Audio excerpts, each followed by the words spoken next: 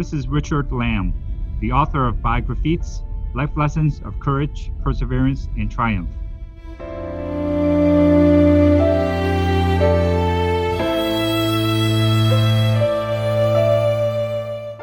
This book contains 24 stories of 12 women and 12 men who built up the courage and persevered over tremendous adversities on their journey to achieving great success. I love to share a few stories from my book. These stories inspired me, and I hope they inspire you.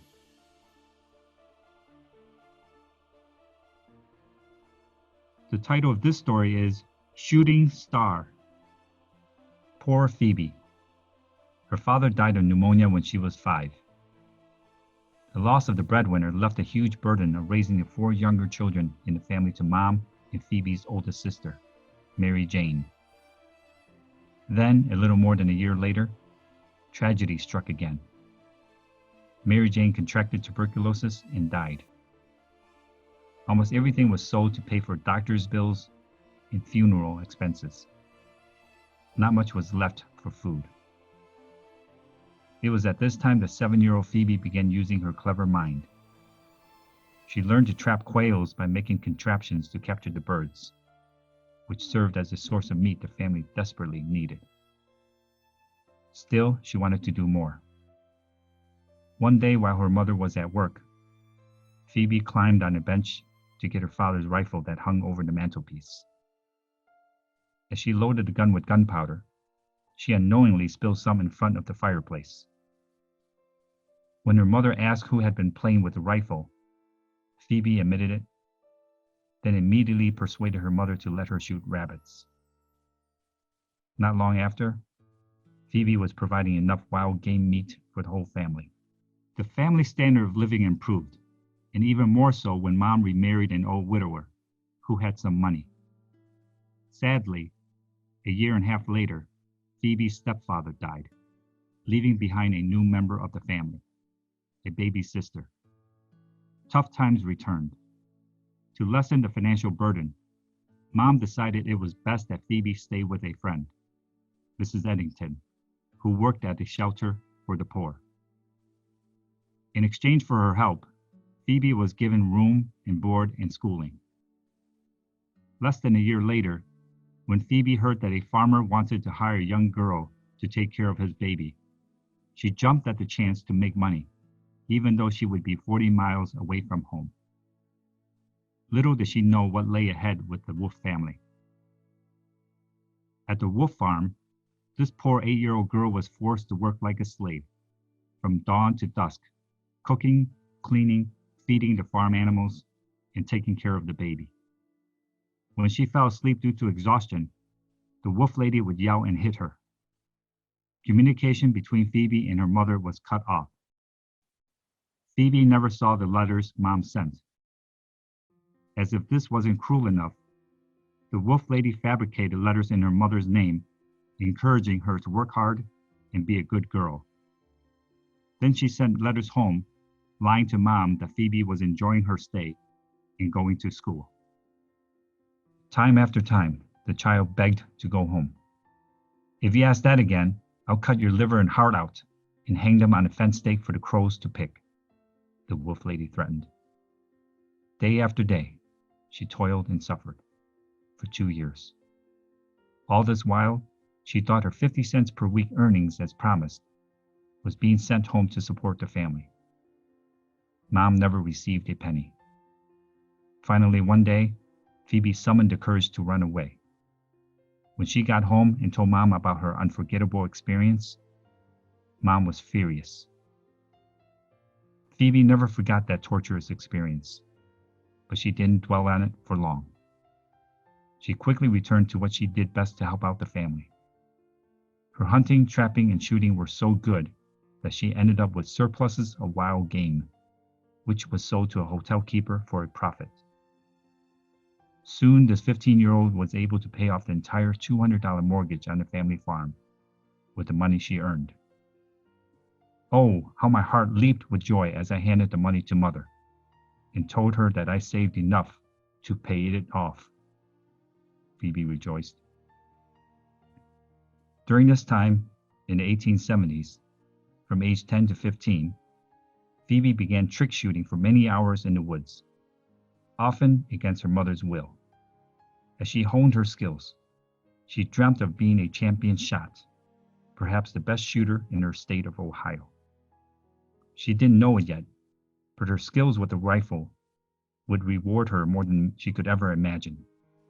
One day, Phoebe was invited to visit her older sister Lita and Lita's husband, Joseph Stein, in Cincinnati.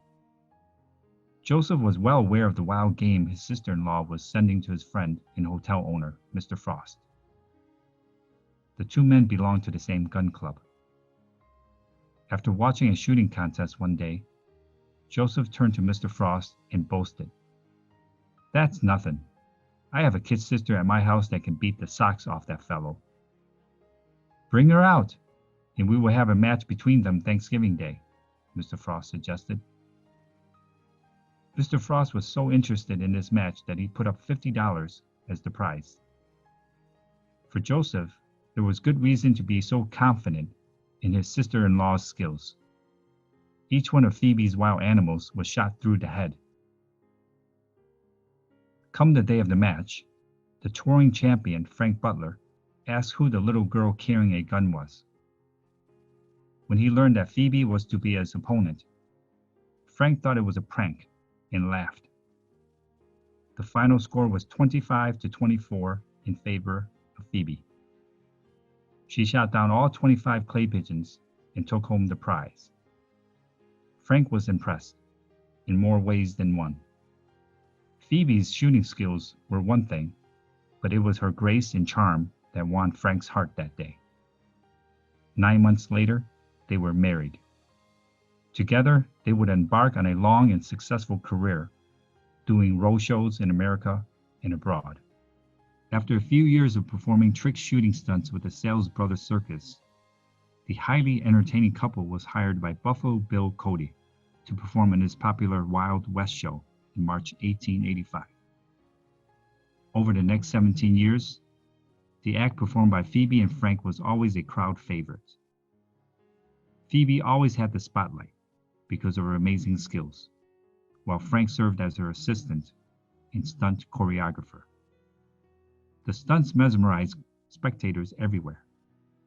Phoebe would stand on a horse's back and break the glass balls by shooting them, as Frank threw the balls in the air while riding alongside her. As Frank held a playing card between his fingers with the card edge facing Phoebe, she would cut the card in half with a single bullet using a pistol from 90 feet away.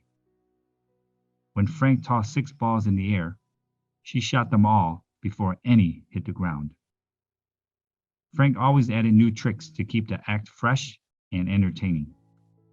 This meant that Phoebe had to practice constantly to learn new tricks and to sharpen her skills so that she could perform flawlessly.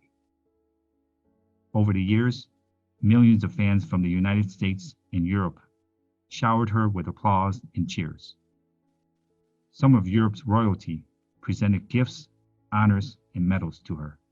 She always accepted the challenge of a shooting match and won against nearly all of the world's best shooters, who were predominantly men. As her fame and fortunes grew, she never forgot her roots or that horrific childhood experience. She always sent money home to Mom and visited her family during her time off. Lots of poor children were able to see the show for free because Phoebe often raised a tent behind the seats to let them in. She became the most famous woman in her time. Who was this shooting star with such a generous heart? Annie Oakley. Phoebe Ann Moses changed her name to Annie Oakley. Oftentimes, it is our adversities that determine our character and genius. Annie Oakley's bio. Birth name, Phoebe Ann Moses. Birthplace, near Willowdale, Ohio, United States. Birth date, August 13th, 1860. Died, November 3rd, 1926. Age, 66 years old. Amazing stunts. On various occasions, Annie hit 483 out of 500, 943 out of 1,000, and 4,772 out of 5,000 targets.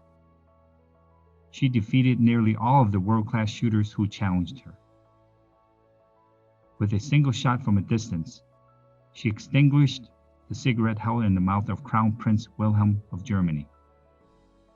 She broke clay pigeons thrown from traps, not one at a time, but as many as 4 at a time. Frank would swing a cord around his body, at the end of which was a glass ball. Annie would lie backward over a chair, and with her gun upside down, would break the ball.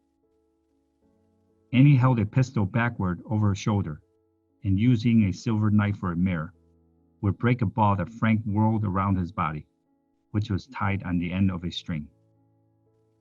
Annie would ride around on a bicycle without holding onto the handlebars, and shoot objects thrown into the air. Selected quotes by Annie Oakley. I always preferred taking my shot when the game was on the move. It gave them a fair chance and made me quick of eye and hand. I believe that God gives everybody a talent, and if she develops it and makes money, it is not right to squander that money in selfish, extravagant living, but she must try to do good with it. I've made a good deal of money in my time, but I never believe in wasting a dollar of it. I believe in simple living. I've been near death 4 times in my life, and the good Lord has always pulled me through. He'll pull me through this time too. I'll shoot again, and I'll be as good as ever.